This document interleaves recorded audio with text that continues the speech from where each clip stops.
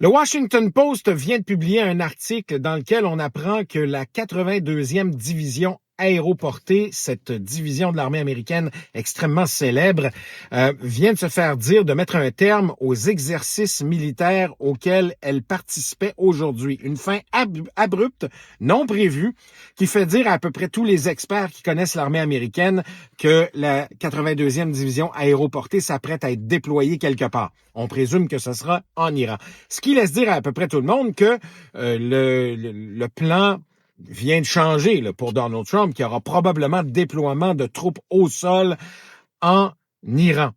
Chose que les Américains détestent et ne voulaient pas. On vient tout juste de sortir de l'Afghanistan du point de vue des Américains. Là. Ça s'est fait quand Joe Biden est arrivé en 2020. On a détesté le fait que la guerre en Irak ait coûté tant d'argent pour si peu de résultats et on s'enlise peut-être encore éventuellement pour des années dans un conflit, encore une fois dans le sable au Moyen-Orient. Je vais vous dire, les Américains rejettent massivement dans tous les sondages l'intervention militaire. À cause de tout ce que je viens de vous dire là, mais aussi et surtout pour le coût immédiat.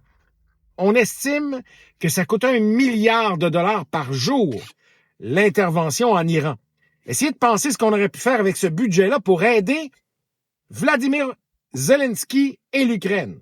Maintenant, il faut comprendre ceci aussi. On a appris aujourd'hui, ce matin en fait, qu'il semblerait que la Russie donne des renseignements à l'Iran pour pouvoir mieux cibler les bases et les actifs militaires américains.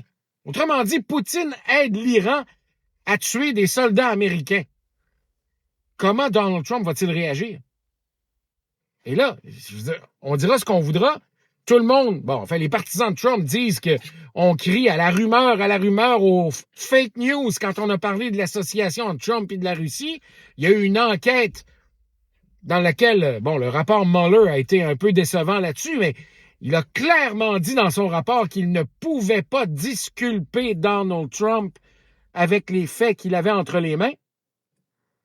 C'est là qu'on va savoir si Donald Trump est dans la poche gauche de Vladimir Poutine ou pas. On va le savoir, bien entendu, on verra sa réaction. Mais en tout cas, tout ce que je peux vous dire, c'est que l'armée iranienne, en ce moment, n'est pas de taille face à l'armée américaine, mais par contre, elle continue de tirer des drones dans à peu près toutes les directions, des drones qui coûtent $20 000 américains, grosso modo, à construire.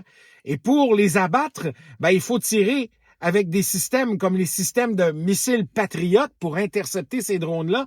Et chaque missile coûte entre 5 et 9 millions de dollars selon le système qui est utilisé. Alors, cette guerre-là va coûter de manière démesurée aux Américains par rapport aux Iraniens.